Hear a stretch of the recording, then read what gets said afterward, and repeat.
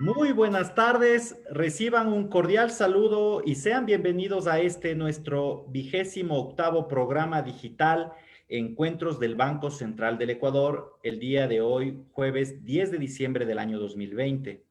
Saludamos a toda nuestra audiencia que nos sintoniza por Radio Nacional del Ecuador, en Quito en los 106.9, en Guayaquil 97.7, Cuenca 93.7, Manta y Portoviejo 100.1 frecuencia modulada. Mi nombre es Fernando Jurado Grijalva y les acompañaré junto a los invitados del día de hoy, la economista Diana Morales y el señor economista Wilson Araque, para conversar sobre el rol de las MIPYMES en el proceso de reactivación económica del Ecuador. Muy buenas tardes, Diana. Muy buenas tardes, Wilson. Sean bienvenidos. ¿Cómo están? Muy buenas tardes, Fernando. Un gusto para mí compartir este día con ustedes. Gracias. Igual también, un gusto estar en este programa, Fernando. Gracias, Wilson. Gracias, Diana. Nuestros invitados. Diana Morales Urrutia es PhD del Programa de Doctorado de Desarrollo Económico e Innovación de la Universidad de Santiago de Compostela en España. Es ingeniera comercial por la Pontificia Universidad Católica del Ecuador. Realizó una estancia predoctoral en la Universidad de Aalborg, Dinamarca. Fue miembro del Grupo de Investigación en Innovación, Cambio Estructural y Desarrollo Económico de la Universidad de Santiago de Compostela. Cuenta con diversas publicaciones sobre la temática de la creación de empresas, instituciones, innovación y género, así como participaciones en eventos científicos en el ámbito nacional e internacional. Actualmente se encuentra colaborando como coordinadora de posgrados de la Facultad de Ciencias Administrativas de la Universidad Técnica de Ambato y es miembro del Grupo de Investigación, Desarrollo Territorial, Empresa e Innovación de esta universidad del centro del país.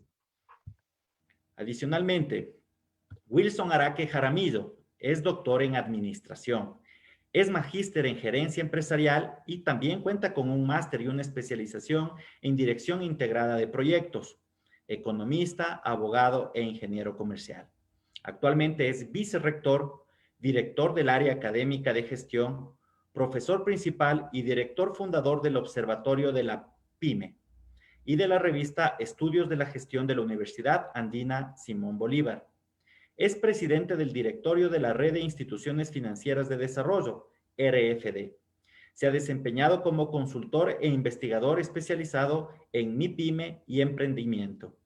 Actualmente es docente investigador en el doctorado de Gestión Tecnológica de la Escuela Politécnica Nacional, en el doctorado de Ciencias Económicas con mención en Ciencias Empresariales de la Universidad Nacional de Córdoba en Argentina y del doctorado en Ciencias de la Administración de la Universidad Nacional de La Plata en Argentina.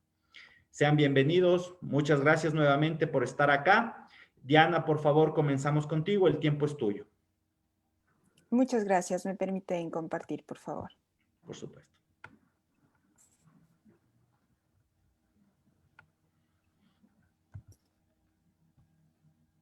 Bien. Bueno, me gustaría empezar hablando un poco sobre lo que es la innovación y sobre aspectos de por qué innovar para las pymes, ¿no? Muchos dicen que la innovación surge de las crisis y que las oportunidades también surgen en las crisis. Nosotros actualmente estamos viviendo una crisis no solamente económica, sanitaria y social. Entonces, hay quienes han sabido crear y aprovechar oportunidades de esta crisis que estamos viviendo. Entonces, tenemos que considerar que nosotros en este momento estamos viviendo un espacio de competitividad, ¿no? Entonces, para sobrevivir o para nosotros poder persistir en el mercado, tenemos que evolucionar y tenemos que adaptarnos a lo que nos está poniendo la situación diaria hoy, ¿no? Nosotros en este caso vemos que la competitividad se ha generado, sin embargo, en un corto plazo, pero ¿es el único objetivo ser competitivo? ¿Qué problemas, qué resultados tiene la competitividad o el sacrificio de ser competitivo, ¿no? Muchas veces contrae problemas que son de tipo ambiental, de la productividad, que en este caso se está quedando en un estancamiento, ¿no? Entonces, que estamos hablando del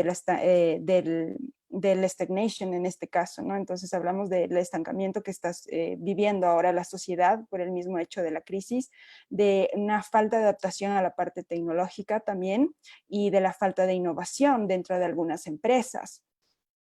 Tenemos que cambiar de paradigma en el sentido de intentar evolucionar y adaptarnos a este cambio.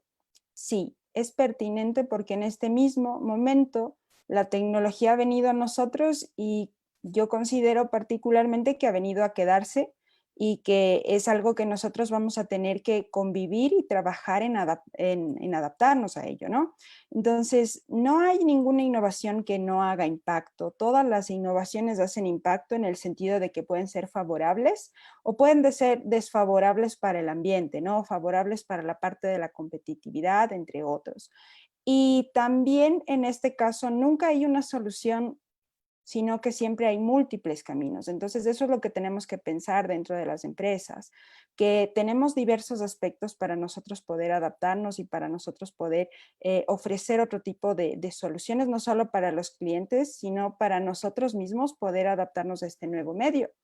Y en ese sentido, nosotros tenemos que considerar algunos aspectos para la innovación dentro de las pymes, como introducir nuevos cambios o darle un giro al negocio, cambiar aspectos del negocio, ¿no?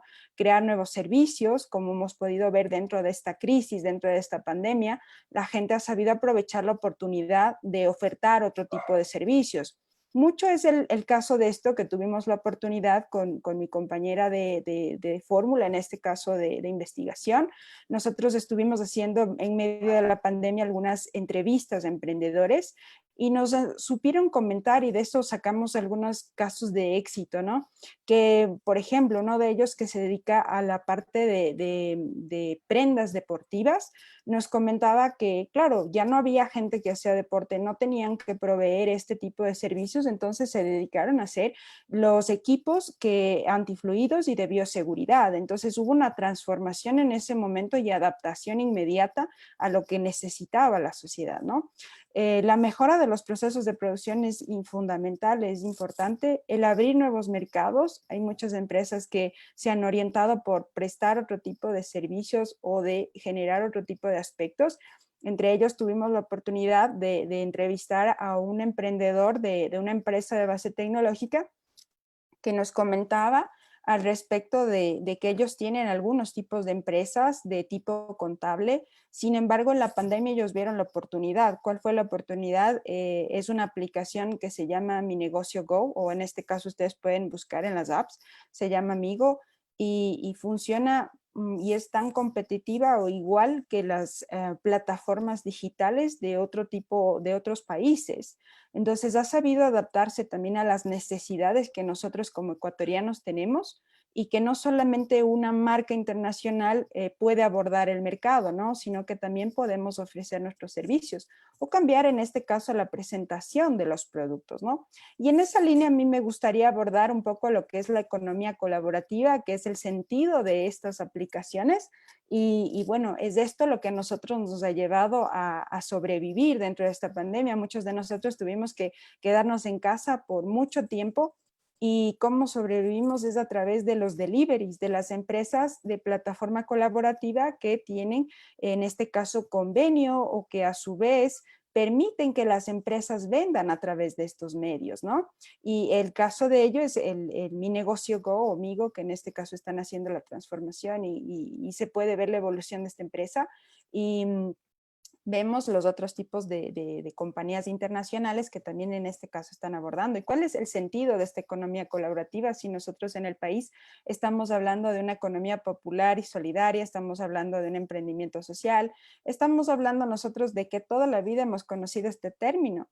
Por ejemplo, nosotros usamos la palabra de acolítame o hagamos vaca, o muchos de estos términos se transforman en estas plataformas. Conocemos el trueque desde hace muchos años y estas plataformas lo que ahora nos permiten es que sean digitales. Entonces, la parte digital, la parte del Internet, el Internet of Things, la industria 4.0 nos está permitiendo a nosotros ahora darle un giro a nuestra vida, a lo que nosotros conocíamos y que teníamos miedo probablemente antes de la pandemia del COVID. Y ahora todos estamos incluso comprando por internet, el comercio electrónico en el Ecuador ha sabido salir a flote, ¿no? Por el mismo hecho de la necesidad que ha generado esta crisis.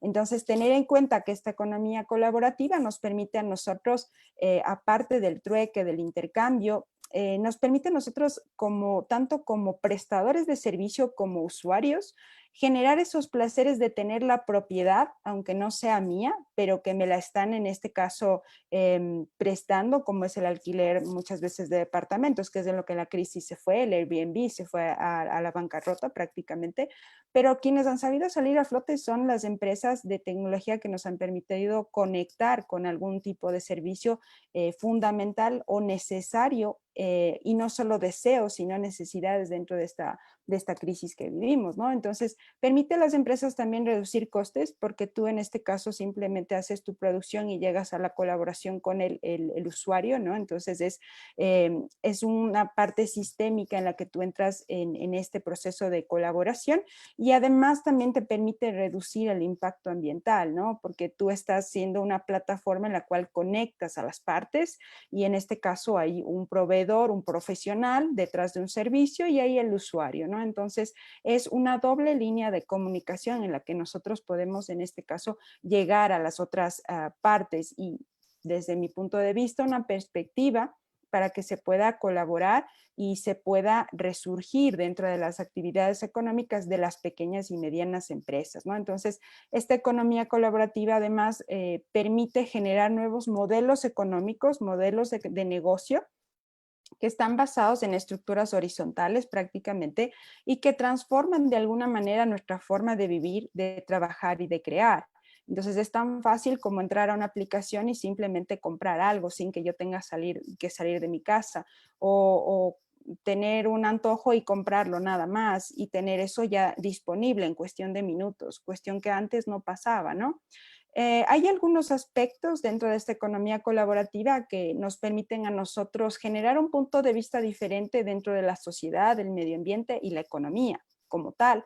Entonces, es conseguir cosas con menos recursos y haciéndolos más eficientes. Si yo a lo mejor tengo un restaurante o tengo algún tipo de servicio, yo puedo hacer uso de esta plataforma para llegar a mis usuarios, sin necesidad de incurrir en más gastos, sino simplemente conectar. Luego también nos permite que todos los ciudadanos nos convirtamos en este caso en agentes económicos. Entonces, si a lo mejor yo tengo una prestación de servicios, no tengo más necesidad que asociarme a esta plataforma o incluirme dentro de este y generar recursos económicos para mi supervivencia en este caso, ¿no? O también nos permite reducir el impacto ambiental al no hacer más uso y desgaste de lo que normalmente, lo que implica crear una empresa de cero, una sola persona, sino me estoy apalancando ya en un sistema que está en este caso ya bien formado, ¿no? Hay algunos ejemplos dentro de nuestro país, le he puesto los que más en este caso están subsanando necesidades en el momento actual. Este es el caso de Mi Negocio Go que les había comentado, por ejemplo Super Easy, que es una plataforma que está creada por el grupo El Rosado y que tiene algunos de sus restaurantes, supermercados y demás cadenas dentro de esta aplicación. Tipti, que es por la cadena La Favorita, que está prestando los servicios en este caso de compras, y Picker, que es una plataforma que te permite hacer logística y distribución. Entonces, a las empresas les facilita de alguna manera llegar a sus consumidores, ¿no? Entonces, hay formas de poder llegar y contribuir con el resto de empresas. Ahora, me gustaría hablar brevemente sobre algunas formas de financiamiento. Esta información está colgada en la internet, entonces ustedes pueden ver al respecto. Este es un formato creado por la Alianza para el Emprendimiento e Innovación. Está disponible y todos lo podemos encontrar y leer. Para quienes en este caso están emprendiendo o generando ideas bajo las cuales ellos quieran emprender, está el Capital Semilla, y hay algunas fundaciones, hay algunas empresas, en este caso CRISFE, que te permite, te da dinero para que tú puedas generar tu empresa, ¿no? Tu idea de negocio. Está el Ministerio de la Producción y está la CENESID como tal con su banco de ideas, de Innovacid y los programas que tienen dentro de ellos para financiar ideas de emprendimiento. Están los inversionistas ángeles, ¿sí? Que Ángeles CC, Startups Ventures y 593 Capital Partners. En este caso son empresas ecuatorianas. De hecho, en este PDF que está en la internet también y que está dentro de la página, ustedes pueden encontrar los datos de contacto. Están las personas con las que puedes hacer referencia, qué tipo de industrias, qué tipo de proyectos se están financiando, cuál es el monto que ellos te pueden financiar. Y también está el capital riesgo, que hay algunas empresas que también están incursionando en este tipo de aspectos y bueno, en general se están financiando empresas de tipo de base tecnológico, sin embargo también hay otro tipo de negocios, ¿no? Entonces es interesante poder leer un poquito más a profundidad estos aspectos, hay herramientas, la ley del emprendimiento también ha permitido que podamos respaldar este tipo de empresas a través de la ley mismo, ¿no? Para poder ir buscando la forma de financiarnos nuestras ideas, de generar innovación dentro de las empresas y bueno, poco más de esto. Simplemente me gustaría acabar aquí un poco con respecto a lo que es el crowdfunding, que nosotros lo estamos viendo dentro de la ley, es bastante interesante y nosotros dentro de las aulas lo estamos proponiendo a través del semillero de empresas de la Universidad Técnica de Ambato. Nosotros con los estudiantes que estudian emprendimiento estamos generando este proyecto, ¿no? Entonces ha despertado bastante el interés de que a la falta de financiamiento que hay para los emprendedores, podamos nosotros darles una alternativa en la que ellos puedan apalancarse y sacar a flote las ideas innovadoras que ellos tienen. Bien, muchas gracias. Muchas gracias, Diana, te agradezco mucho. Voy a dar la palabra al doctor Wilson Araque, por favor. Gracias, Fernando. Bueno, voy a pasar una presentación.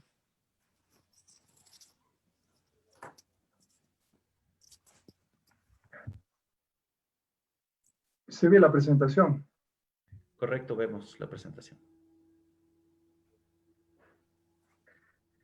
Perfecto. Bueno, un poquito, yo voy a presentar esto que desde el Observatorio de la Pequeña y Mediana Empresa de la Universidad Andina Simón Bolívar lo hemos venido trabajando, lo hemos venido discutiendo sobre la reactivación adaptativa y creativa, ¿no es cierto?, del tejido productivo nacional con énfasis en las micro, pequeñas y medianas empresas en medio de una pandemia. Y creo que hace un momento se hizo una buena explicación sobre todo lo relacionado a la parte de la creatividad y la innovación. Y va en esa línea, ¿no? Va en esa línea cuando siempre es bueno recordar aquella frase que Charles Darwin en su momento, cuando hacía el estudio del origen de las especies, lo dijo, ¿no? De que las especies que lograron mantenerse, que lograron sobrevivir a los grandes cambios del entorno, no fueron las más fuertes, las más grandes, sino realmente fueron aquellas que lograron adaptarse. Pues miren ahí la clave de esta palabra adaptación. Hoy en día, como ustedes saben, en medio de la pandemia, existen, si ustedes quieren, es todavía una tormenta en ejecución. ¿Sí? O sea, no ha terminado, no ha terminado. Y cada día hay una serie de informaciones, hay una serie de elementos que aumentan la incertidumbre. Quizá ahora, en los últimos días, un poquito con este tema de la primera vacuna que ya se colocó en Reino Unido, quizá ha dado ciertas certezas, ¿no? Pero hay mucho miedo, hay mucha incertidumbre en el entorno. Pero claro, recordando la frase anterior, si no nos adaptamos simplemente desaparecemos. Y ese es un gran desafío. Y para eso justamente es necesario lo relacionado con la creatividad. ¿Sí?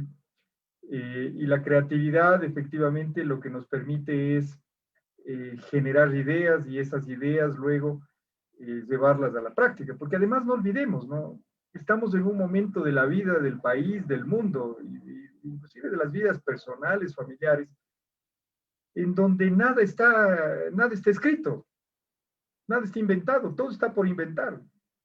Si alguien en este momento me da el libro, el manual en donde me digan qué hacer o cómo dirigir una empresa grande, pequeña, mediana, micro, o una organización del sector público, por ejemplo, pensemos en esto, ahora que estamos en este espacio del Banco Central del Ecuador, o de un país, que me digan que hay algún manual, algún libro en que le digan, ahí está la fórmula para poder administrar en momentos de pandemia como la que actualmente afecta al mundo. No existe. No existe. Y realmente lo que estamos haciendo, si ustedes quieren, es un ejercicio de ensayos en donde se presentan aciertos, se presentan errores y en función de eso vamos construyendo y vamos sobreviviendo.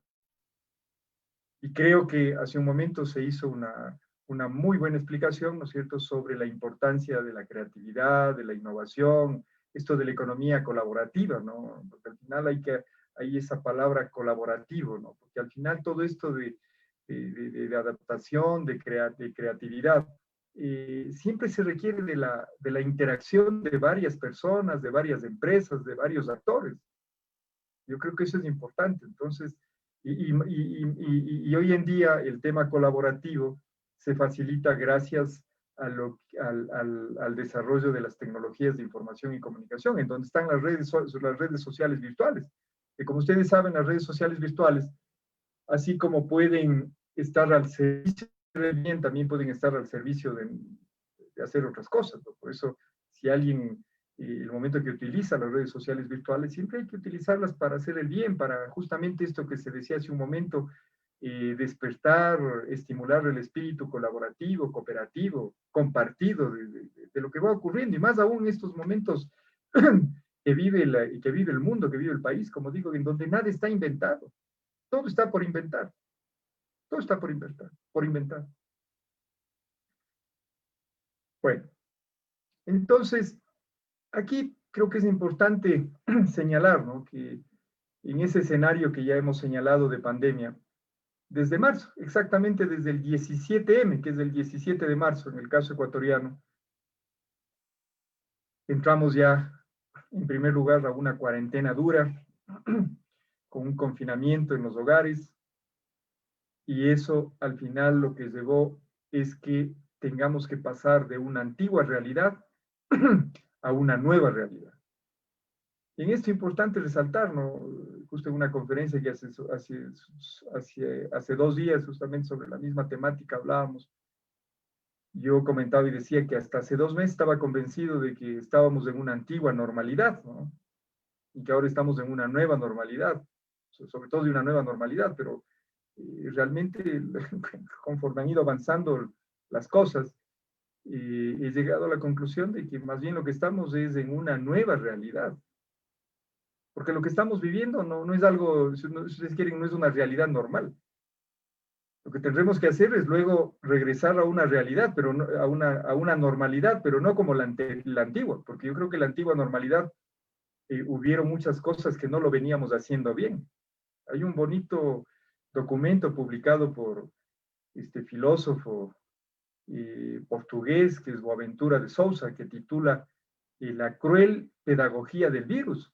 Imagínense, ya solo con el nombre de la publicación ya nos está diciendo de que el virus nos está enseñando a latigazos, nos está enseñando a la fuerza las cosas que hemos venido haciendo mal y ahora con la pandemia se evidenciaron, ¿no? Se evidenciaron, por ejemplo, en el tema de conectividad.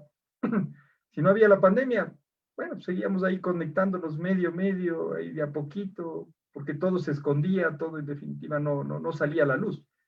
Pero resulta que con la pandemia, cuando uno ve a esos niños para poder asistir a sus clases subidos en los árboles, para por ahí la señal del celular llega con mayor efectividad. O por ejemplo, ahora nos damos cuenta que según un estudio que en su momento hizo Naciones Unidas, a pretexto de los Objetivos de Desarrollo Sostenible, antes de la pandemia, imagínense, antes de la pandemia, el 44% de la población ecuatoriana no disponía al unísono de 3 cosas: de agua potable, de alcantarillado y también de jabón para poderse lavar las manos. Claro, eso, por ejemplo, lavarse las manos antes, unos sí se lavaban, otros no se lavaban, y los que se lavaban probablemente se lavaban mal. Como yo digo, luego de uno de varias décadas ya que tiene de edad, y recién ahora uno ha aprendido a lavarse de a de veras las manos, ¿no? Por el tema de la pandemia. Entonces, a lo que vamos, eso se ha ido evidenciando, ¿no? De que entonces esa antigua normalidad, si ustedes quieren, cuando regresemos a una nueva normalidad, porque ahorita estamos todavía en pandemia, quizá la nueva normalidad sea cuando estemos ya en la pospandemia, cuando ya estemos vacunados, etcétera, pero esa nueva normalidad deberá ser diferente. Acaba de salir una noticia que en los mercados de valores se está ya cotizando el valor del agua. Antes no sucedía, lo que sucede es que ya las grandes potencias están nerviosas porque se están dando cuenta que luego uno de los grandes problemas que tendrá la humanidad será de que no hay agua.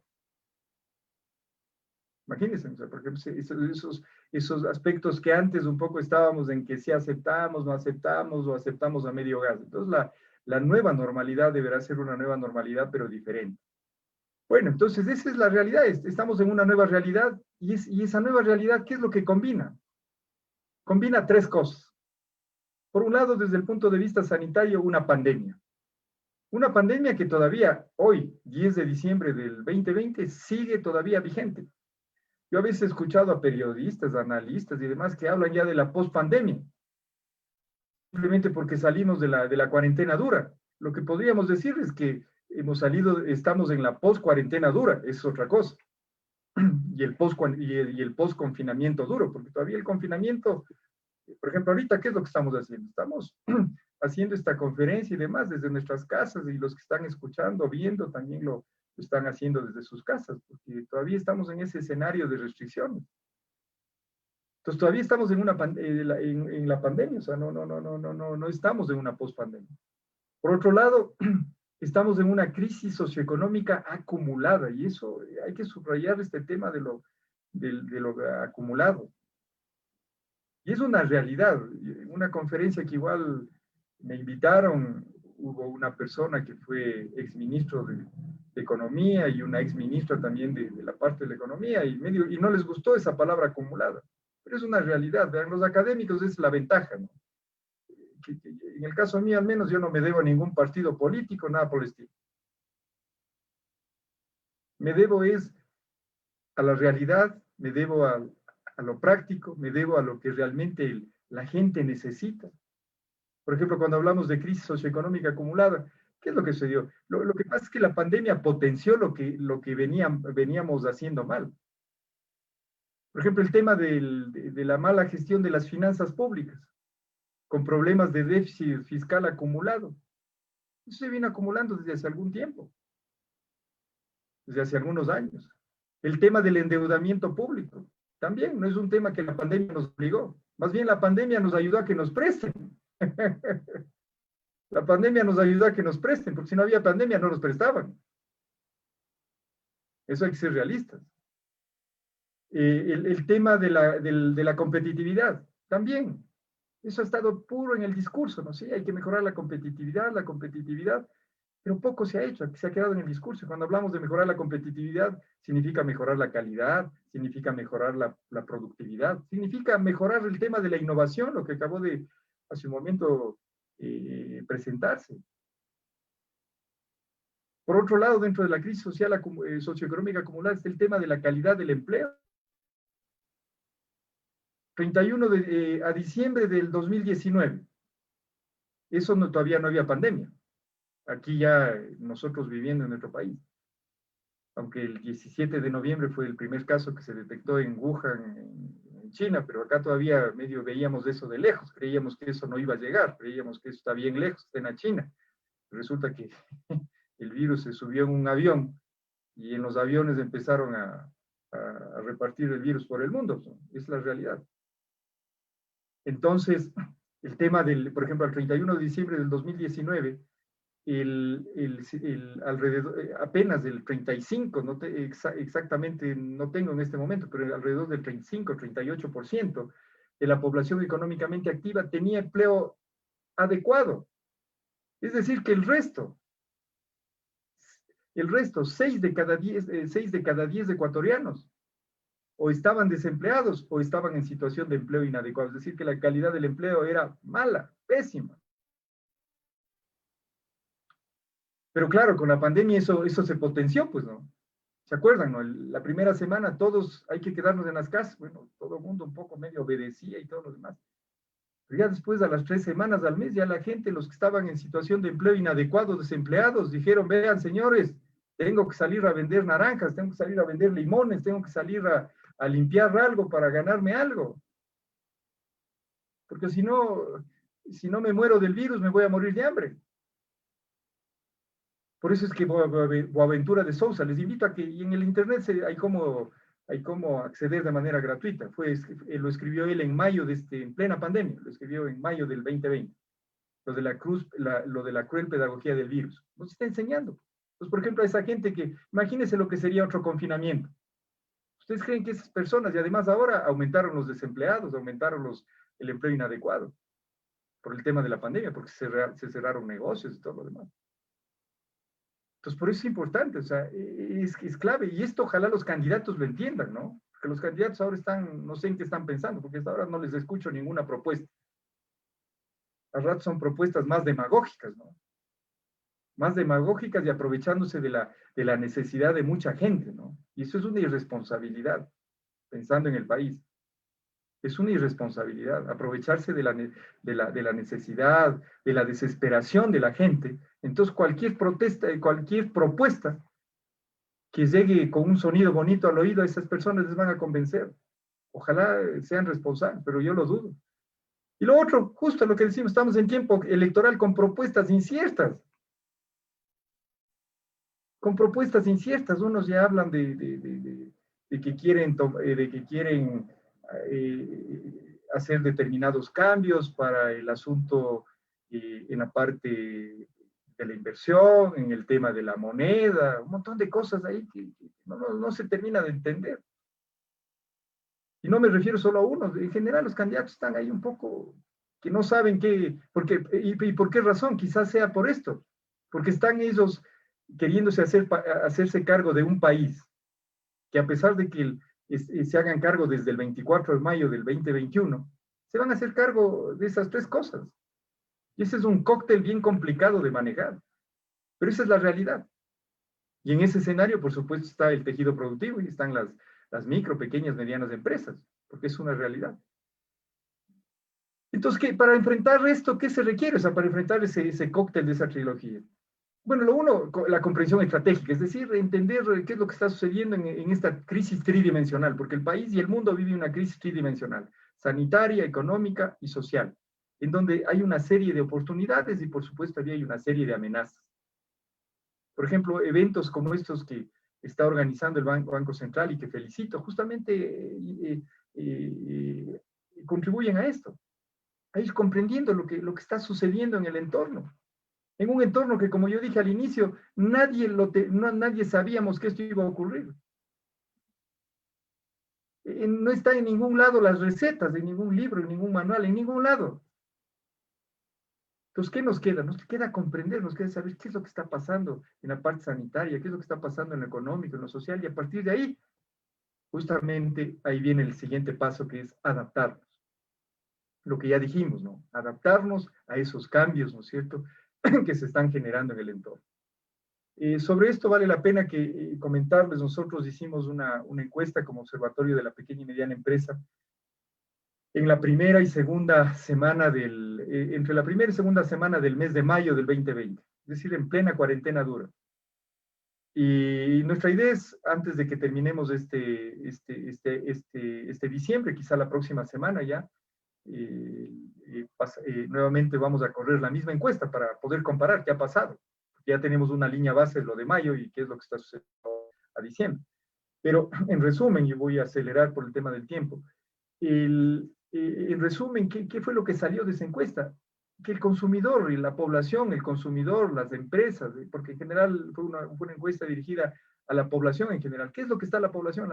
Primero, la población está en mayo del 2020 estaba pesimista y sigue pesimista en términos de la realidad socioeconómica, es decir, en términos del empleo, de la reactivación de la producción, de que de alguna manera la economía vaya funcionando. Y quizá ese pesimismo tiene que ver mucho con lo que decíamos, ¿no? Porque ya veníamos con una crisis acumulada, entonces la gente dice, bueno, en medio de esto, ¿cómo salimos adelante, no? No olvidemos que hay países vecinos como Colombia, Perú, que han logrado de alguna manera ir enfrentando de mejor manera, igual Chile, por el tema de que han tenido fondos para afrontar situaciones complejas, y han podido tomar medidas, lo que se llaman contracíclicas, ¿no? Las contracíclicas son aquellas que cuando la economía está yéndose hacia abajo, el gobierno, ¿no es cierto?, empieza a meter dinero ahí para ponerle gasolina y eso que está yéndose la economía hacia abajo, nuevamente reactivar. Pero en el caso ecuatoriano, ustedes saben, la situación es bastante compleja. Como vuelvo a señalar, si no era por la pandemia, no nos prestaban la plata. Ahí no nos hubiesen prestado ni el Fondo Monetario, ni el Banco Mundial, ni el BID y demás. Hubiese sido bien difícil. Bien difícil hubiese sido. Ahora nos ayudó esto, si ustedes quieren, con todos los problemas que eso nos ha significado. Lo otro, entonces está la gente pesimista. Y por otro lado, algo que salía es que la gente está con miedo al contagio desde el punto de vista sanitario. Y hay que sumar un tercer elemento, que es lo que está ahí, pues, ¿no? Por otro lado, el bolsillo de muchas de las personas está vacío o está bajo. ¿Por qué razón? Porque o perdieron el empleo o en otros casos les disminuyeron la jornada laboral y les están pagando menos. Entonces, esa es una realidad. Entonces, pensemos en las pequeñas y medianas empresas. Entonces, las pequeñas y medianas, ustedes saben que un empresario tiene que ser primero lo que está arriba, o sea, comprenderlo, comprender lo que estamos diciendo, comprender que estamos con un consumidor miedoso por el tema de la bioseguridad. Y por otro lado, está pesimista por el tema en la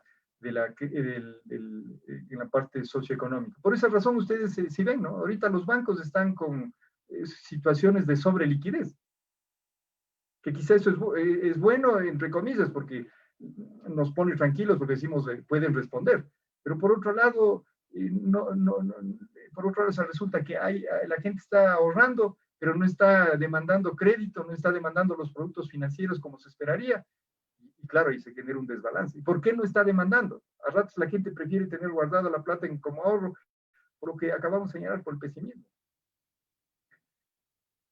Entonces, bajo esta lógica es lo que las empresas deben actuar. Y finalmente viene la reinvención. Entonces, primero comprensión estratégica, luego adaptación y luego la reinvención, que está directamente relacionado con lo que se acabó de señalar sobre la creatividad e innovación. Esa reinvención puede ser total, parcial. Se pusieron ya ejemplos, ¿no? De empresas que antes se dedicaban solo a lo textilero, a prendas de vestir, y ahora están haciendo prendas más bien vinculadas al tema de de la bioseguridad, pero yo creo que se debería ir más allá, ¿no? Yo creo que se debería ir más allá porque también a veces en el caso de nuestro país sobre todo, que lo conocemos porque vivimos acá y tomamos el pulso permanentemente a los sectores productivos, a veces hay esa tendencia de que alguien hace algo, un producto, y todos se dedican a hacer lo mismo. Entonces, yo creo que es muy importante la diferenciación, ¿no? Eso es muy importante, la diferenciación de los productos que se vayan a comercializar, porque caso contrario después se compite solo a base de precio. Bueno, y de ahí que hoy más que nunca los emprendedores nuevos, esos emprendedores 0 kilómetros, como yo digo, o los emprendedores que ya no son negocios, es decir, las MIPIMES que ya existen, son aquellos que ayudarán a salir adelante al país, con esa combinación de dosis de ¿qué? De resiliencia, ¿no es cierto? La resiliencia, como ustedes saben, es caerse y volver a levantar. ¿Y cómo me vuelvo a levantar?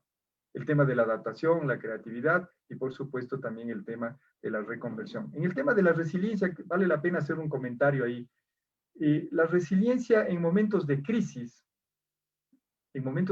como las que hemos vivido, porque verán, la palabra resiliencia que está de moda y tanto en la pandemia ha tomado mayor fuerza y desde antes ya se empezó a utilizar con fuerza en el campo organizacional sobre todo y del comportamiento humano, es un concepto traído de la física, ¿no? Entonces, en la física explican muy bien, ¿no? Que es un cuerpo, ¿no es cierto?, en donde por más que usted le deforme, le golpee, cambie aparentemente la forma, pero luego de un tiempo regresa a su estado normal, si usted quiere. Entonces acá ese es el desafío, ¿no? O sea, cómo luego de este golpe duro que hemos tenido con la pandemia, entonces ahí viene, entonces muchas veces dice, pero tienen que ser resilientes, pero la resiliencia no se obtiene solo por discurso, sino con acciones. Por ejemplo, algo que ayuda, y eso se lo comprueba cuando uno empieza a investigar y desde el observatorio estamos levantando información en donde se empieza a ver que aquellas empresas que, por ejemplo, antes de la pandemia, sí acumularon algún fondo de ahorro, igual que las personas y las familias, sí tuvieron un fondito de ahorro. ¿Se acuerdan que algún rato también nos satanizaban con los fonditos de ahorro? Y es una realidad, lo que voy a decir es una realidad. A veces nos decían que no, que para qué los fondos de ahorro. Cuando al final los fondos de ahorro, usted sabe, el ahorro, siempre se dice, el ahorro sirve para la inversión. Pero sí, el ahorro tiene que ser para la inversión y siempre dejar un colchoncito para situaciones de emergencias, como las que ya vivimos de la pandemia, o alguna enfermedad, o alguien pierde el empleo. Entonces, aquellas personas, aquellas empresas que sí generaron, inclusive los países, por eso puse hace un ejemplo, hace un momento el ejemplo del Ecuador, aquellos países que sí tuvieron esos fonditos de ahorro son los que están logrando levantarse más rápido, porque la resiliencia es eso, o sea, la capacidad de resiliencia es más fuerte cuando usted acumuló, si usted quiere, defensas financieras anticipadas. Esto es más o menos como ahora que tanto se habla del sistema inmunológico por el tema de la pandemia, ¿no? Ustedes saben, el sistema inmunológico es como ese equipo de soldados que están ahí dispuestos a combatir cuando aparece algún virus, alguna cosa. Claro, cuando uno está abajo de esos soldados, cualquier virus le puede matar. Pero en cambio, cuando usted está fuerte, cuando usted acumuló con anticipación esos soldados fuertes, lo puede enfrentar. Eso es lo mismo en la parte de la economía, en la parte financiera de las empresas, inclusive, como digo, de los países. Yo creo que la pandemia ahí también nos deja una lección. Tengo una columna y puede ser que varias de las personas que están acá en algún momento les llegan los artículos que se publican en la revista Líderes de Día del Comercio. Tengo ahí una columna justamente que se publica cada 15 días sobre educación financiera. Y este día lunes se publicó un artículo que titula Endeudamiento pandémico y la utilidad del fondo de ahorro. Y ahí justamente se analiza un poco lo que estamos diciendo acá. La importancia del ahorro para justamente en momentos difíciles ese ahorro nos sirva para poder enfrentar la situación difícil. Bueno, y para terminar, ¿cuáles son esas oportunidades en medio de esta situación compleja que estamos hablando? ¿Cuáles son esas oportunidades para los emprendedores y para las micro, pequeñas y medianas empresas que se presentan? Porque no se olvide que las crisis, los japoneses señalan que crisis es sinónimo de oportunidad, porque ellos siempre están puestos los lentes de la positividad, es decir, de la crisis en donde hay oportunidades. Por supuesto hay un montón de amenazas, pero también cómo puedo encontrar oportunidades. Lo uno, por la profundización de la crisis socioeconómica, el Producto Nacional aumenta las posibilidades de preferencia. Claro. porque probablemente algunas empresas inclusive ya no están importando determinados productos porque el consumidor está bajo el bolsillo. Pero aquí es muy importante, y justo el día lunes que compartí, el día martes, perdón, que compartía panel con el director ejecutivo de la Cámara de la Pequeña Industria, de la Pequeña y Mediana Empresa de acá de Pichincha, con Marcelo Larrea, y coincidimos, porque él también lo dijo. O sea, sí, hay esta oportunidad. Pero yo siempre digo, el consumir lo nuestro, el consumir lo que es hecho en el Ecuador, hay que consumirlo, por supuesto, pero no puede ser por decreto, pues. O sea, no puede ser simplemente, hay que comprar. Creo que las empresas también tienen que ganarse esa posibilidad. Tienen que hacer bien las cosas. Tienen que vender productos de buena calidad. Tienen que vender productos a buen precio, y eso sí, y para tener un buen precio hay que trabajar mucho en el tema de la productividad empresarial. Hay que generar productos innovadores, productos diferentes. Lo que decíamos ahí, a veces utilizamos la metáfora de la manada de los 100 elefantes, ¿no? Que algunos que deben haber estado en alguna otra conferencia, a veces me han escuchado, que a lo que se refiere es, más o menos, si usted tiene una manada de 100 elefantes, 99 son blancos. Ahorita el color voy a utilizar de manera justamente metafórica, o sea, supuesta, y solamente un elefante es de color rosado, y los 99 son blancos, ¿a quién la gente le va a regresar a ver? Al rosados, porque los demás son igualitos. Entonces acá es igual. ¿Cómo logro que mi producto sea diferente? ¿Cómo logro? Y justamente ahí sirve lo que se dijo hace un momento en la presentación anterior, la creatividad de la innovación. Entonces es muy importante. Luego, también surgen oportunidades en proyectos que sin movilización humana puedan traer y o llevar experiencias nacionales, sobre todo para el sector turístico, porque el sector turístico es uno de los más golpeados, básicamente porque la gente ya no se moviliza. Y si se moviliza es con miedo, se moviliza es con restricciones, y peor entre países, ¿no? Entonces acá se refiere es, por ejemplo, cómo uno puede vender hacia afuera, porque dice llevar experiencias nacionales e internacionales. Por ejemplo, cómo a través de la parte digital, cómo a través de los medios de comunicación internacional, nuestro país esté ahí para no dejarnos olvidar, para que no se olviden de que el país es un destino, que el país es rico en flora, fauna, cultura, paisaje. O inclusive por ahí inventarnos algún producto digital para que la gente de pronto que vive en Francia, que vive en España, sin que se mueva de allá, le podemos llevar alguna cosa. Ahí un poco habría que inventarse algo, ¿no? Y ahí vienen los emprendedores, y ahí vienen los creativos. Yo creo que ahí es, entonces, eso. Luego, todo lo que tiene que ver, y creo que esto ya lo hemos probado, ahorita mismo lo estamos probando, ¿no? Ahorita en esta conferencia estamos utilizando una plataforma digital, es decir, todo lo que son productos relacionados a lo que es el uso de tecnologías de información y comunicación, lo que son las TICs. Yo creo que hay un montón de productos que creo que todos inclusive lo vemos en el internet, lo probamos en el día a día, y creo que ahí hay un sinnúmero. Ahí más bien un tema muy importante y que recuerdo, y siempre lo repito, porque lo recuerdo que en el año 2018, cuando el Banco Interamericano de Desarrollo, como ustedes saben, el BID, organiza cada año ese famoso evento que es el Foro MIC, que es ese evento vinculado justamente al tema de las microempresas. Y en el 2018, que fue en Barranquilla, varios de los expositores, no solo de América, sino de África, de Europa, de Asia, señalaban que porque mucho se habló ahí de las fintech, ¿no? Las fintech básicamente es la tecnología aplicada a los negocios financieros. Pero si usted le aplica el tech a diferentes actividades, puede ser salud tech, es decir, a la salud, edutech a la educación, y a todo lo demás, ¿sí? A cualquier otra actividad. Entonces decían que para que la tecnología puede ser utilizada, como digo, ya sea la parte financiera, la educación, salud, transporte, lo que quiera, lo que ustedes se imaginen, se necesitan de 3 requisitos básicos. Lo uno, el tema de una excelente conectividad, pero lamentablemente en nuestro país se ha visto, ¿no? Yo hace un momento, por ejemplo, me llamaron por teléfono, tengo que estarme moviendo de una habitación a la otra para que funcione el teléfono. A veces hay que estar, igual cuando uno quiere conectarse a alguna reunión por alguna de estas plataformas digitales, también hay que estar ahí medio, o se cuelga, o el sonido y demás.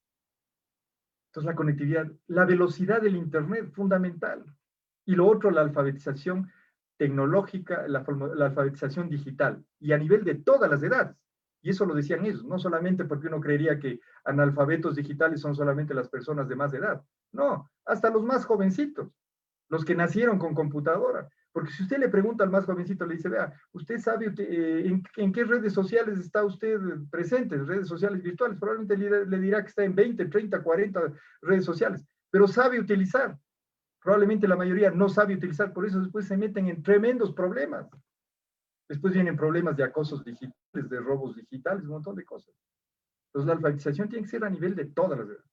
Bueno, para ya ir cerrando, y lo otro, el desarrollo de productos que a las personas en sus diferentes ambientes de contacto con otras personas les hagan sentir seguras, o sea, el tema de la bioseguridad. Yo creo que hay un montón igual también de oportunidades, porque ahora la gente cuando quiere comprar algo, lo que primero que está priorizando y preocupada es por el tema de que lo que compra sea un producto que le garantice que no vaya a estar ahí contaminado con el virus. Es decir, ahí hay oportunidades, ¿no? Ahí hay oportunidades. Por otro lado, proyectos para el momento actual, ¿no es cierto? Proyectos en donde se empuje el espíritu asociativo, porque también yo creo que la cuarentena nos ha enseñado que solos en situaciones tan complejas no podemos salir adelante. Necesitamos de trabajar en equipo, necesitamos de trabajar de manera cooperativa, necesitamos trabajar de manera asociativa, porque ahí se genera un efecto sinérgico y los resultados son mayores. Y luego, ¿no es cierto?, en medio de este escenario y pensando también en proyectos vinculados a la reactivación productiva de sectores como la MIPYME o de emprendedores nuevos que van surgiendo, creo que por la situación hay una gran cantidad de recursos que organismos de cooperación internacional, ONGs, etcétera, están ofreciendo recursos para ayudar a esa reactivación. Entonces creo que eso también es una oportunidad y ahí, por ejemplo, cuando hablamos de emprendedores nuevos, y con esto termino para luego más bien entrar a las preguntas, en el caso de los emprendedores nuevos, creo que algo muy importante que se debe trabajar es en el financiamiento especializado para emprendedores. En el país hemos venido hablando de emprendimiento desde hace años. La palabra emprendimiento tomó fuerza más o menos desde inicio del 2000. Y lo digo porque inclusive yo en esa época empecé a hacer una investigación que luego se terminó tangibilizada en un libro que titula El perfil del emprendedor ecuatoriano, que lo publicamos en el 2009. Pero a comienzos del 2000 se empezó a utilizar con fuerza la palabra emprendimiento. Y hasta ahora igual los candidatos empiezan a hablar de emprendedores. Pero si no generamos, por ejemplo, productos especializados financieros para emprendedores, lo que vamos a generar más bien son frustraciones. Son frustraciones. Entonces, por ejemplo, como ustedes saben, el crédito común y corriente no es el producto idóneo para un emprendedor 0 kilómetros. Para cuando ya la empresa está en funcionamiento, cuando ya tiene un año, 2 años, el crédito es bienvenido porque ya está funcionando, ya tiene sus clientes, ya tiene ventas. Pero para el emprendedor 0 kilómetros es necesario, por ejemplo, constituir fondos de capital de riesgo. En los países que realmente han apoyado a los emprendedores, eso es lo que ha dado resultado. Entonces yo creo que eso es importante. Bueno, eso es lo que un poquito queríamos presentar acá y si hay preguntas y demás que ayuden a complementar, creo que lo podemos hacer. Muchas gracias.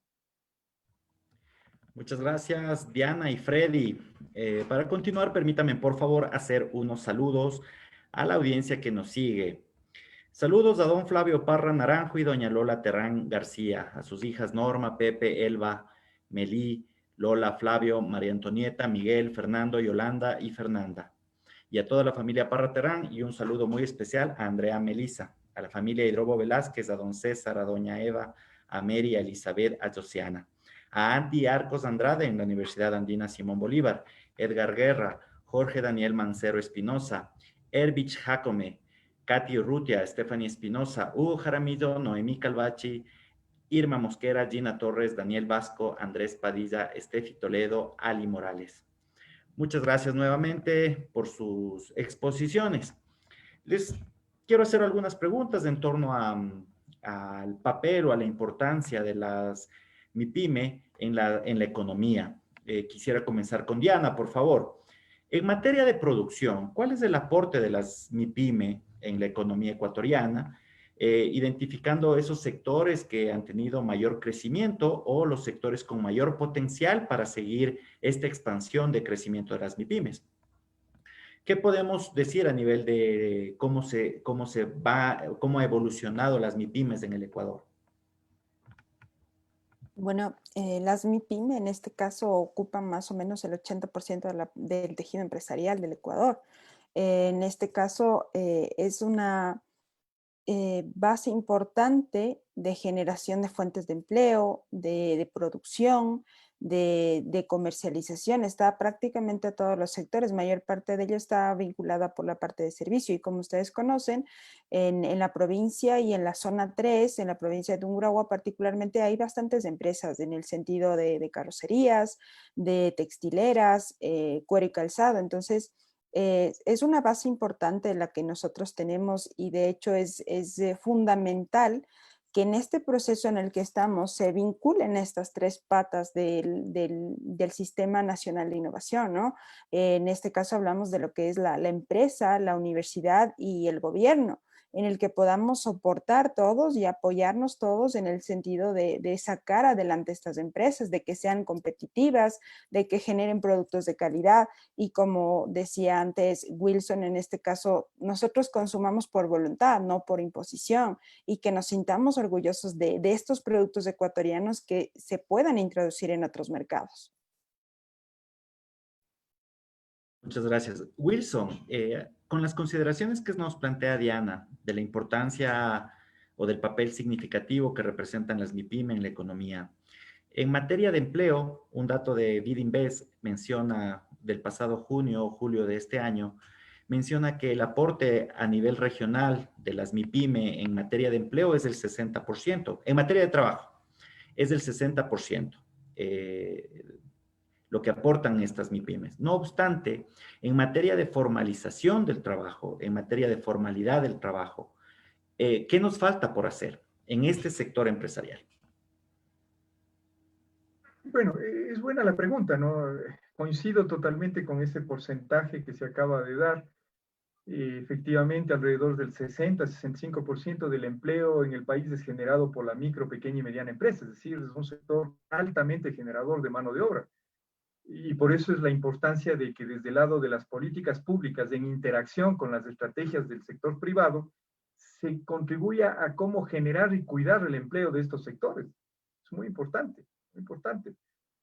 Y entonces coincido con ese tema. Y lo otro, con respecto al tema de la formalidad, ¿no? Del tema de la formalidad, de la formalización de las empresas. Hay una preocupación, he visto en los últimos tiempos, sobre la formalización de las empresas, pero más es una formalización vinculada al tema legal, que no digo que que no debe ser, por supuesto que debe ser, por ejemplo, en el tema tributario, unos requisitos mínimos para que, eso sí, disminuyendo al máximo esa tramitología tributaria engorrosa, ¿no? Porque en el país, lamentablemente, y hay un dato del Doing Business del Banco Mundial, ¿no?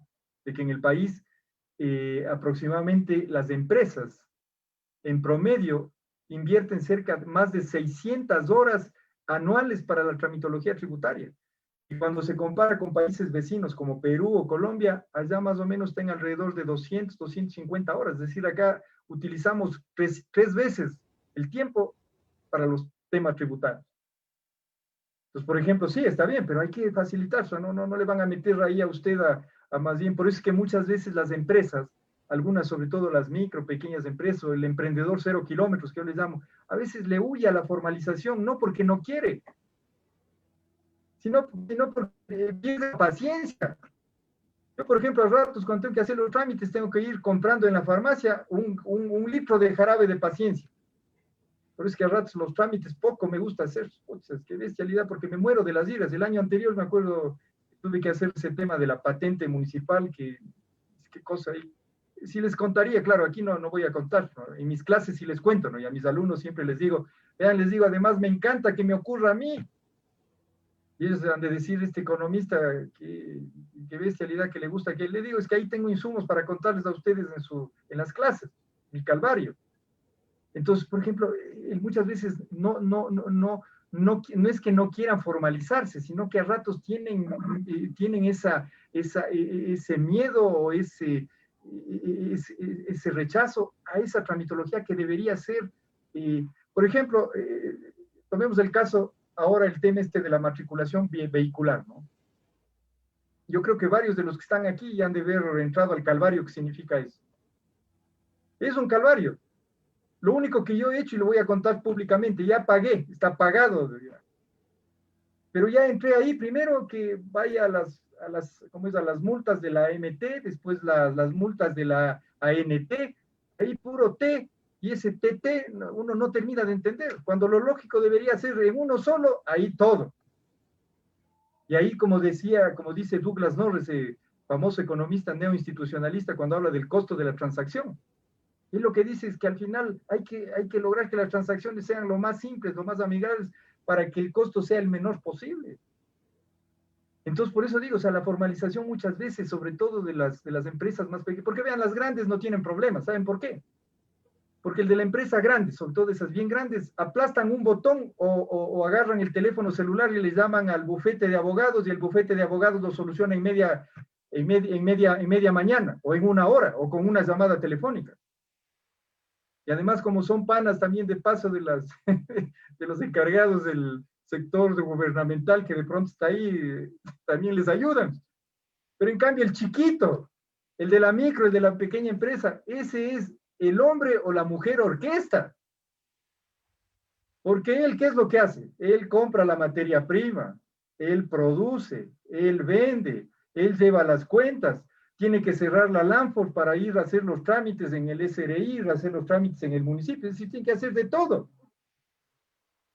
Entonces, a nivel de las micro, o sea, el tema es, yo considero que sí debe haber un proceso de formalización, pero tiene que ser un proceso de formalización súper rápido, amigable.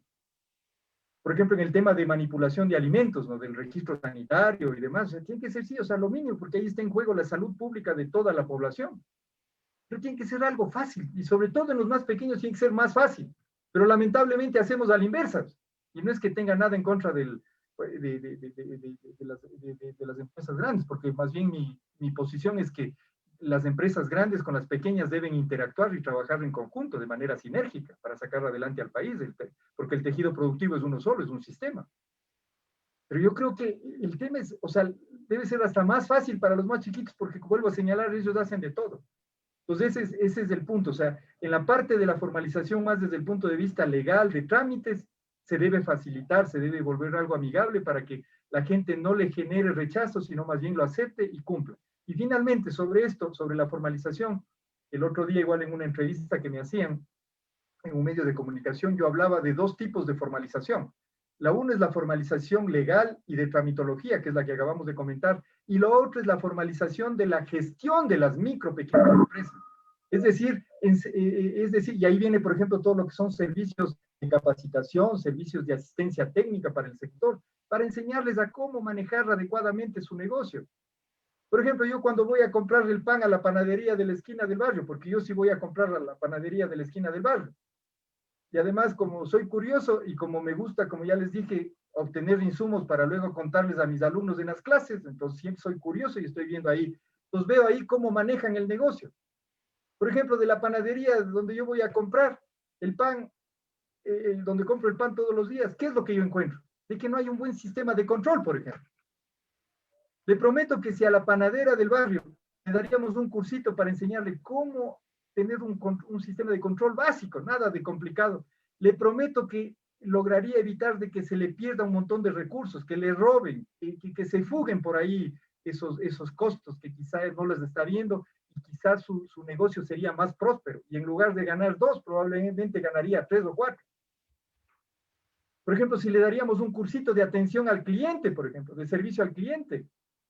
Por ejemplo, si han visto ahora, ¿no? Yo antes de la pandemia iba a escribir un artículo que iba a titular de los food trucks a los barber shop. ¿Sí? ¿Se acuerdan que antes fue el boom de los food trucks, esos camioncitos de la comida rápida? Todos esos ya desaparecieron. Y después empezó, antes de la pandemia, a salir en todo lado peluquerías con ese nombre de barber shop.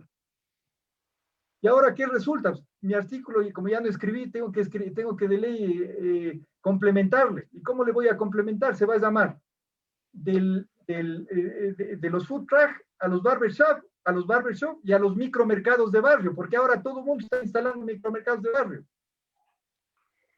Y por ejemplo, ahí viene lo de la formalización de la gestión, o sea, cómo enseñarles a que gestionen.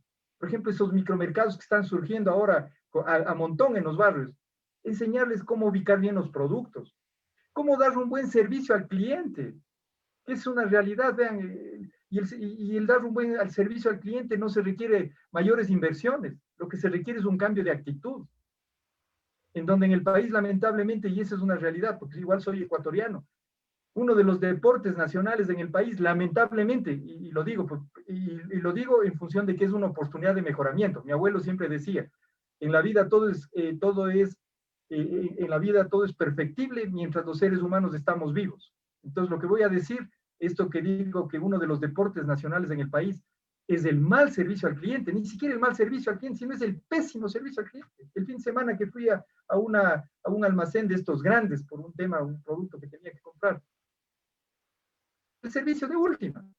Y era una empresa grande. Igual sucede en la chiquita, en la grande, en la mediana, en todo lado. Eso básicamente, Fernando. Gracias. Diana, para el desarrollo de las MIPYMES es necesario que el Estado tenga una política pública de protección, que eso implica un costo que puede sacrificar en algunos casos, vamos a poner solo a manera de ejemplo, calidad o precio para el consumidor, pero que también te implica unos beneficios, que es empleo y contribuciones tributarias, etcétera, de este nuevo tejido empresarial o industrial que se va creando con este esquema de protección. No obstante, hay que poner en una balanza esto que te planteo en términos de la protección y la competitividad. ¿Qué planteas o sugieres en términos de para mantener equilibrio en esta relación? Bueno, dentro de mis estudios doctorales, mi tesis se basó justamente en la teoría económica institucional de Douglas North. Entonces, particularmente, claro, yo considero que estos factores formales a los que tú te refieres como políticas, leyes, normativas, también deben estar acompañados los factores informales, que en este caso es la cultura que tenemos, la gobernanza, los actos de corrupción, toda esta parte cultural que se transmite de generación en generación, son aspectos que nos permiten a nosotros ir midiendo los avances, los progresos y que son transformables, ¿no?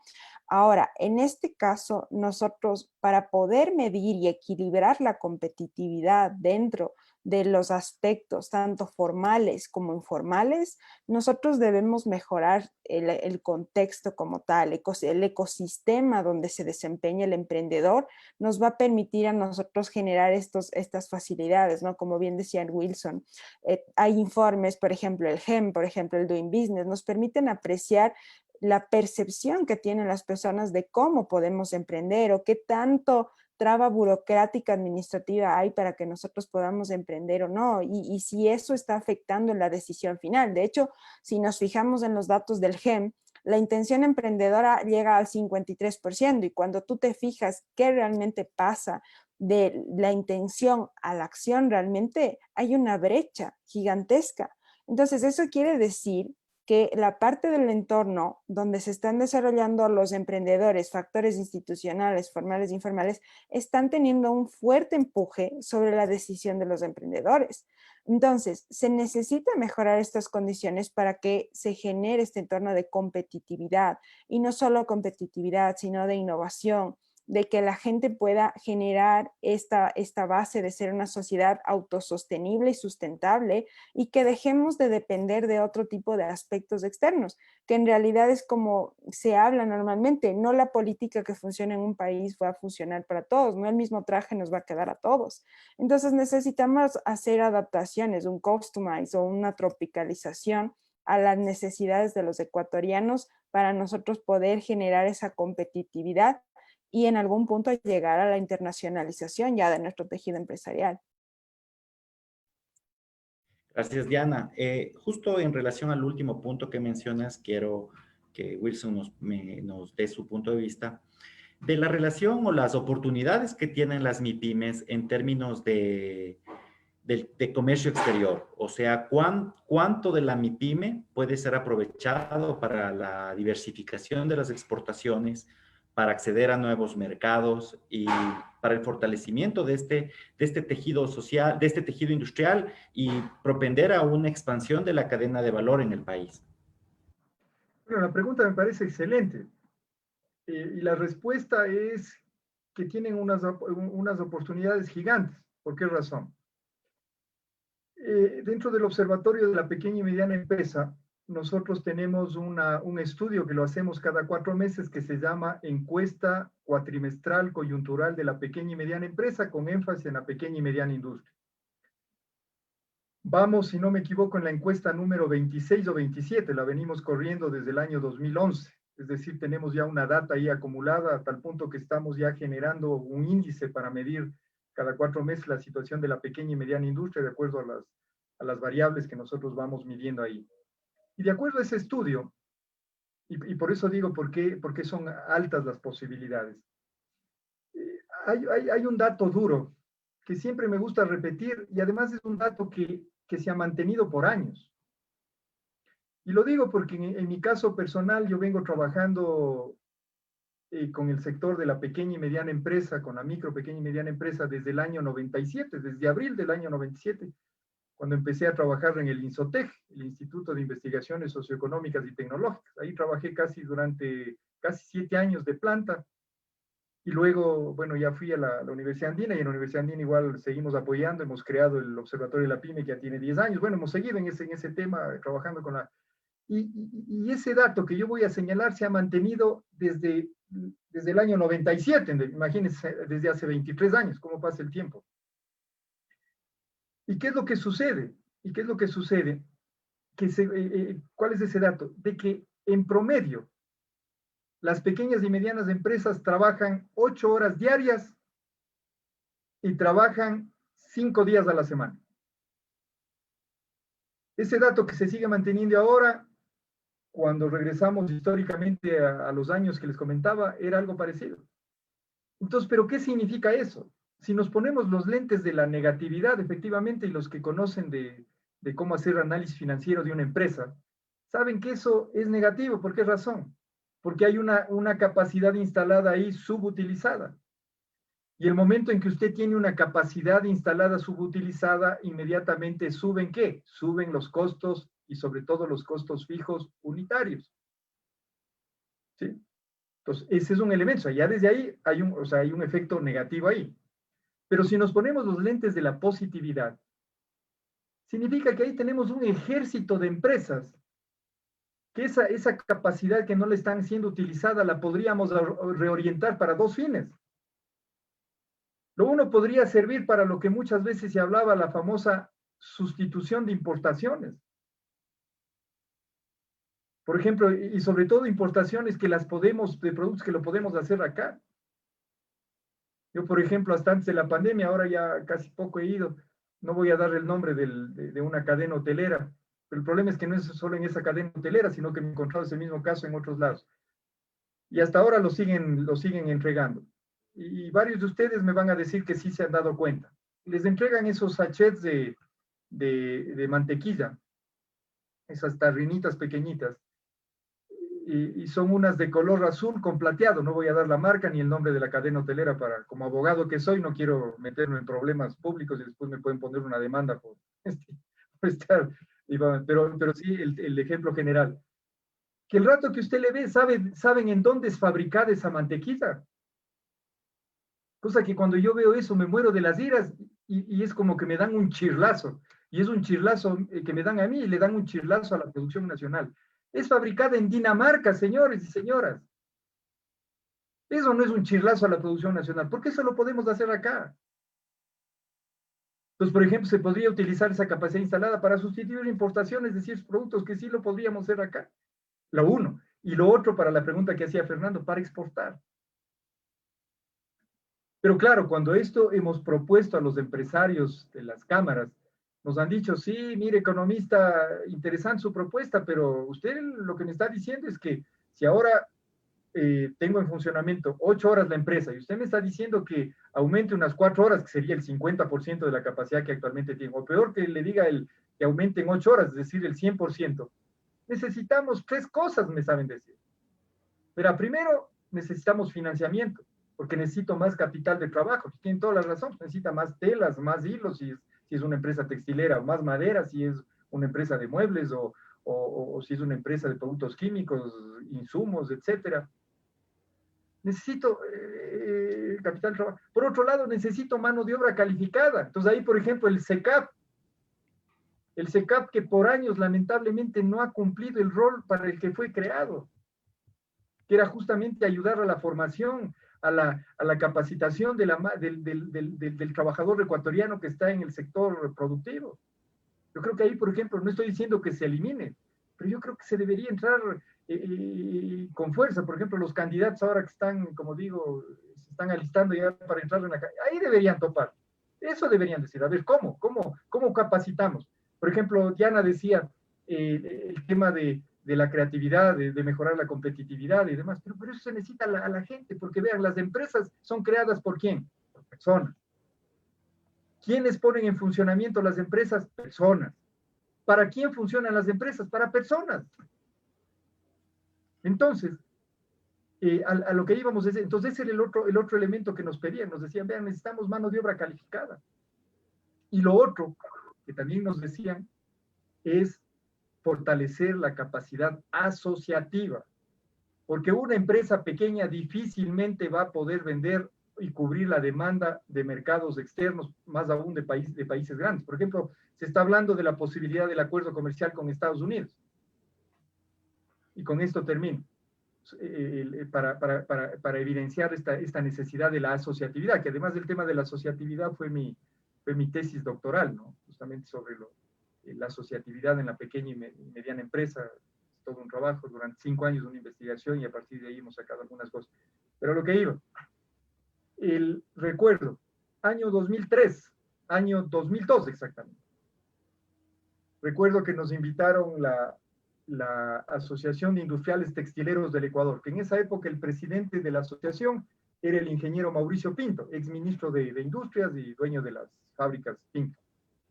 Y nos invitó a varios actores, porque en esa época se estaba generando una ampliación de la ley de preferencias arancelarias andinas, que hace pocos años nos dijeron que no necesitamos eso y nos salimos de eso, pero cuando estaba vigente, y ahí se iba a generar la posibilidad de ampliar las preferencias arancelarias también a los productos de la confección textil.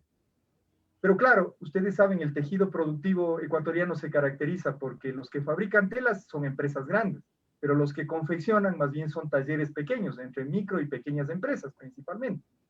Entonces, los de las empresas grandes estaban regresándoles a ver a los de la micro, pequeña empresa para que ayuden a confeccionar, porque podían entrar a Estados Unidos con 0 aranceles, no las telas en bruto, pero sí podían entrar con 0 aranceles los productos confeccionados. Entonces estábamos ahí en la reunión y nos empezó a explicar, imagínense en el año 2003, ahora luego de 17 años, es obvio que la demanda de ropa de Estados Unidos debe ser mayor, pero para esa época, solamente para que ustedes tengan una idea, Estados Unidos para esa época compraba solamente en ropa 90,000 millones de dólares, 90,000 millones de dólares, casi el PIB del Ecuador ahora. Y de esos, solo la cadena Walmart compraba cerca de 15,000 millones de dólares. Y las exportaciones del Ecuador, sumado telas y productos confeccionados en esa época, no llegaban ni a 50 millones de dólares. Pero sabe lo que pedían, y eso lo decía Pinto.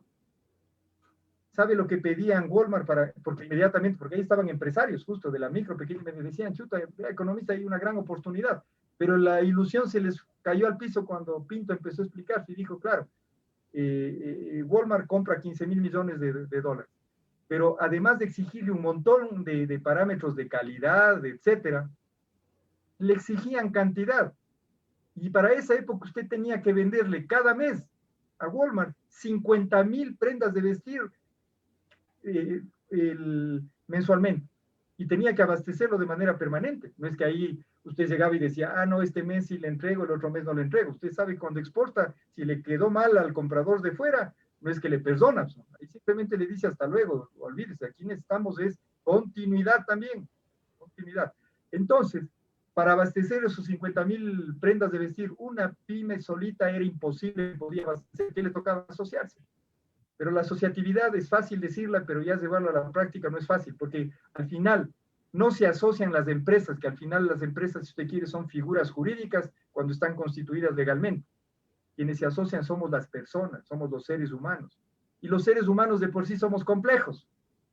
Ahorita mismo en esta reunión que estamos acá, cada uno piensa de una forma, cada uno tiene un interés de esto, cada uno tiene un propósito. Por ejemplo, si haríamos una encuesta, para algunos dirán que lo que estamos diciendo está bien, otros dirán que estamos mal, etcétera. O sea, somos bien diversos. Imagínense asociar eso, o sea, poner de acuerdo eso no es fácil. Entonces no se olvide, o sea, para exportar yo considero que hay una buena oportunidad por la capacidad instalada que está ahí presente, pero siempre y cuando se lleven a cabo proyectos con financiamiento especializado, por ejemplo, para dinamizar exportaciones, y en este caso, especializado para las pymes. ¿Sí? Por otro lado, formación de la mano de obra que se le va a necesitar para que las empresas produzcan más, y lo otro, proyectos asociativos. Eso básicamente, Fernando. Gracias. Voy con unas últimas preguntas, por favor, para Diana. En materia de estructura de mercados y en materia de competencia en el Ecuador, ¿cómo afecta la presencia de estructuras duopólicas o monopólicas o prácticas que propenden disminuir la competencia en el mercado ecuatoriano para la expansión o el desarrollo de las MIPYMES? Bueno, está claro que el que exista estructuras monopólicas impide que las pequeñas empresas, en este caso, tengan una oportunidad, ¿no? O que en este caso sí sería necesario, como acaba de mencionar Wilson, la asociatividad. Entonces, el hecho de que existe esta asociatividad entre las pequeñas empresas, las medianas, nos permite tener un tejido empresarial mucho más robusto, más fuerte, que puede ser más competitivo dentro del mercado. Sin embargo, el tener estos monopolios, claro, y esto va de la mano de la innovación, ¿no? Que habla Schumpeter en este caso, es que el hecho en esa época, el generar innovaciones generaba monopolios. Entonces, es lo mismo. Ahora estamos viviendo en este caso de la pandemia. Quien actualmente genere la vacuna va a generar un monopolio, se va a enriquecer y claro, estamos hablando de innovación, monopolio y de generar este espacio dentro de la economía. Y es algo que también tiene de alguna manera la innovación, los monopolios, el generar el enriquecimiento solamente de unos. Sin embargo, también hay que verla también desde otro tipo de ópticas y perspectivas. La innovación no es del todo mala ni es del todo buena. La innovación tiene diversos aspectos, la no tecnológica, la disruptiva, la radical y demás, que nos permite a nosotros dar diversidad de enfoques también, ¿no? Y no solo centrarnos en enriquecer a uno, sino también verlo desde el enfoque de la innovación social, que viene de la mano de lo que es esta parte de asociatividad, de generar una calidad de vida dentro de la sociedad y a su vez redistribuir la parte económica dentro de ese conjunto.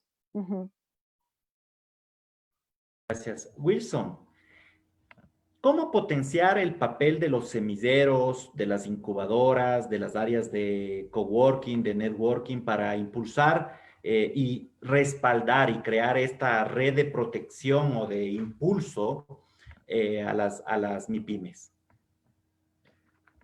Bueno, esa también es una muy buena pregunta. No sé si las preguntas, como a veces a las personas que damos conferencias, siempre nos acordamos de aquella frase que decía Einstein, ¿no? Einstein decía que la calidad de las respuestas depende de la calidad de las preguntas. Y si las preguntas son buenas, las respuestas también son buenas. Y la pregunta es perfecta. Les digo, no sé si me han leído el pensamiento y de lo que venía haciendo. Efectivamente, una de las cosas que se requiere para lo que se acaba de plantear, es un ejercicio de articulación de actores. Y lo voy a decir debidamente argumentado lo que voy a señalar. Bueno, hace poco, no sé si está conectado Andrés Argüello, que trabaja con nosotros en el observatorio, y con otros de nuestros profesores, Jairo Rivera. Acabamos de presentar justamente un artículo para una revista internacional indexada, justamente analizando sobre el tema de las políticas públicas para fortalecer el emprendimiento. Y dentro de eso, mucho se tiende a hablar del ecosistema emprendedor. Y cuando uno utiliza la palabra sistema, hay que ser muy cuidadoso. Yo mismo tengo en la universidad una cátedra que se llama Pensamiento Sistémico, y es una cátedra muy bonita, porque ayuda a la gente a pensar no de manera reducida, lineal, sino a 360 grados, tratar de pensar todos los elementos que giran alrededor de una situación problemática. No es fácil, pero ahí están muchas de las soluciones, como se deberían enfrentar los problemas de todo tipo, a nivel personal, familiar, laboral, del país, etcétera. Y entonces decíamos que muchas veces se utiliza esta palabra ecosistema emprendedor. Y la palabra sistema, ha habido un abuso en cuanto al uso de la palabra sistema. Con mis alumnos, por eso citaba lo de la cátedra de pensamiento sistémico, yo les pedí hace poco, porque dicté hace poco, y les dije, por favor, que revisen. Claro, estaban 37 estudiantes, entonces de manera colaborativa me ayudaron a leer la Constitución, pero palabra por palabra, y encontraron que en la Constitución se repite más de 200 veces la palabra sistemas, en todo aspecto, sistema educativo, sistema económico, sistema social, todo el sistema de salud, todo. El rato que usted observa que en la vida práctica no funcionan como sistema, cada uno es una isla aparte. Por ejemplo, el sistema económico, ¿no? En el artículo 283 de la Constitución habla de que el sistema económico del país es público, privado, mixto y la economía popular y solidaria. El rato que nos dicen sistema, lo lógico debería ser que todos interactúen, ¿no? Que todos estén ahí trabajando de manera conjunta, pero a la larga, cuando usted puede observar, cada uno va por su lado, las políticas públicas van por su lado y no atienden de manera articulada. Entonces vuelvo a señalar, entonces mucho se habla del tema del concepto de ecosistema emprendedor, donde están las incubadoras, donde están justamente estos semilleros, donde están las instituciones públicas, privadas, nacionales, internacionales, las universidades, los observatorios, estamos toditos ahí metidos. Y por eso digo, lo voy a decir de manera argumentada, porque en el año 2015 exactamente, el antiguo MIPRO, 2014-2015, el antiguo MIPRO, encargó al Observatorio de la PYME y al Young American Business Trust, que es del YAB, que es una institución adjunta a la OEA, que hagamos un estudio sobre la situación en ese momento del emprendimiento en el país. La gran conclusión es que el llamado en el discurso ecosistema emprendedor no había. Ahora yo considero que de a poco se está construyendo, y ahí debo resaltar que juega un rol importante una institución que se llama la AEI, la Alianza para el Emprendimiento y la Innovación, de la cual nosotros como Universidad Andina en el año 2013, cuando nos visitaron el Andrés Zurita, Alejandro Minata, que fue el consultor que trajo la CAP y todo lo demás, creímos y fuimos de los miembros fundadores de la AEI, y considero que ha ido jugando un rol importante. Todavía hay un trabajo largo por recorrer, porque todavía estamos dispersos, pero la AI ha ido de alguna manera articulando de a poco, va haciendo un buen trabajo. Pero en ese momento, lo que encontrábamos era un montón de instituciones, ¿no? Públicas, privadas, nacionales, internacionales, todo tipo, cada uno haciendo un montón de cosas. Cursos de motivación, cursos de planes de negocio, cursos de creatividad, cursos, o sea, todos haciendo, y además repitiendo, o sea, la una hacía lo mismo y la otra volvía a hacer lo mismo. Y además con esa actitud de cuidar el metro cuadrado, ¿no? O sea, si yo ya trabajaba con 100 emprendedores, que cuidado la otra institución se vaya a meter ahí con mis 100 emprendedores, yo solito, déjenme ahí, no se vayan a meter, porque además con eso me permite conseguir los fondos. Entonces, la recomendación sería esa, de que al final en el tema del emprendimiento y también del apoyo a la MIPYME, el rato que hacemos un inventario de actores, hay un montón de actores, públicos, privados, nacionales, internacionales, que a la larga lo que terminan es duplicando esfuerzos, concentrándose solo en ciertas actividades. Por ejemplo, en el estudio que hicimos con el MIPRO, ¿qué fue lo que encontramos? Que la mayor parte se dedicaban a hacer charlas de motivación. Y, por ejemplo, etapas claves como el financiamiento, del financiamiento especializado para emprendedores estaba huérfano, poco atendido. Entonces yo creo que es importante que articulemos, por ejemplo, igual ahora que estamos hablando de las elecciones, ojalá alguno de los candidatos hable de estas cosas.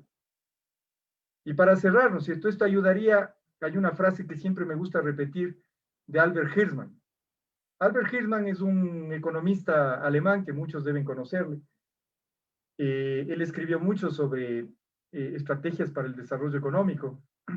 Y lo que es la vida vino a América Latina y fue un estudioso de América Latina. Y Hirschman al final murió en Colombia. Murió en Colombia. Y él en uno de sus libros tiene una frase que dice mucho, ¿no? Que dice, y tiene que ver con esto que acabamos de hablar, de que hay un montón de instituciones duplicando esfuerzos, haciendo lo mismo, no utilizando bien los recursos. Y otras también lo hacen bien, o sea, no digo, pero esa es la realidad, o sea, están dispersos, falta articulación. Entonces, Hirschman dice una cosa, que para que los países, las naciones salgan de la pobreza, es necesario, dice, sí, es necesario saber administrar los recursos naturales, humanos, financieros, etcétera. Inclusive las universidades damos cursos de eso, ¿no? La Universidad Andina, como ustedes saben, de la cual yo soy actualmente le acompaño al rector como vicerrector de la universidad. Por otro lado, también dirijo el Observatorio de la Pequeña y Mediana Empresa. Inclusive damos cursos de posgrados, ¿no? Especializaciones, maestrías y todo lo demás para enseñarles a que administren los recursos, ¿no? Para que administren tenemos maestrías en finanzas, maestrías en recursos humanos, en marketing, en todo. Pero Hirschman decía, sí, hay que saber administrar los recursos. Por eso es que yo a mis alumnos siempre en mis clases trato también de incentivarles a esta otra parte que Hirschman plantea. O sea, lo uno es saber administrar los recursos y lo otro, lo que dice Hirschman, y sobre todo dice, dice, hay que saber administrar, pero sobre todo dice, y ahí quizá viene el diferenciador de ese buen administrador, ya sea de cualquier entidad, sea privada, pública, promotora, de cualquier tipo. Y sobre todo, él dice, que sepa identificar aquellos recursos que de pronto están ahí ocultos, que de pronto están ahí escondidos, que de pronto están duplicados, que de pronto están ahí pidiendo a gritos de que alguien les coja para ser bien utilizados. Pues yo creo que en el tema este del ecosistema emprendedor, que como digo, gracias al trabajo que ha venido haciendo en el Ecuador la AEI, la Alianza para el Emprendimiento y la Innovación, está en proceso de construcción, porque todavía hay un camino por recorrer. Lo que deberíamos seguir haciendo es eso, o sea, identificar a todos esos actores y todos esos recursos que manejan los actores públicos, privados, nacionales, internacionales, sector del gobierno central, de los gobiernos autónomos centralizados, de las universidades, si enlistaríamos, nos faltaría pantalla, deberían hacer un inventario y luego de hacer el inventario decir, a ver, a qué se dedica cada uno de estos, ponerlos de acuerdo y con eso generar articular y de esa manera apoyar de forma adecuada a los emprendedores y a las micro, pequeñas y medianas empresas y de esa manera mejorar el funcionamiento del tejido productivo nacional, ¿no? Eso es, Fernando. Gracias, Diana. Gracias, Wilson.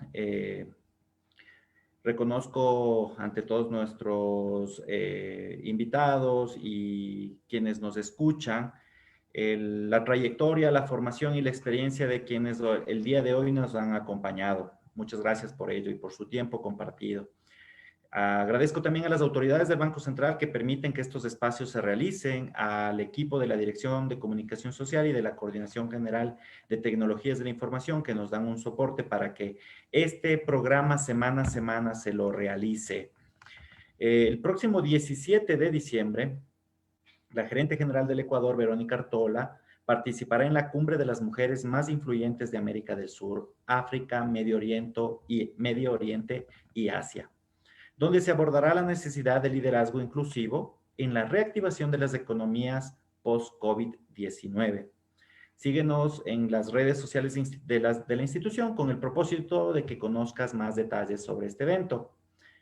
Gracias a toda nuestra audiencia que nos escucha en Radio Nacional del Ecuador por acompañarnos desde sus hogares, desde sus lugares de trabajo y desde los medios de transporte en los que están. Les esperamos la próxima semana con otro encuentro del Banco Central del Ecuador. Adicionalmente, recuerda siempre mantener la sana distancia, lavarte de manera frecuente las manos, usar siempre y absolutamente la mascarilla, que al COVID lo vencemos con mucha responsabilidad de todos nosotros. Toma todas las precauciones e infórmate por fuentes oficiales con respecto a esta enfermedad. La próxima semana, de la misma manera, el jueves 17 de diciembre, vamos a recibir a Darwin Álvarez, para conversar sobre la planificación y la gestión estratégica en escenarios complejos y cambiantes. Les quiero agradecer, Wilson, nuevamente, Diana, por estar acá, por acompañarnos. Que tengan una linda tarde y espero que disfruten el resto del día. Bueno, gracias. Gracias a todos. Muchas gracias, igualmente. Gracias, un gusto. Buenas tardes. Hasta luego.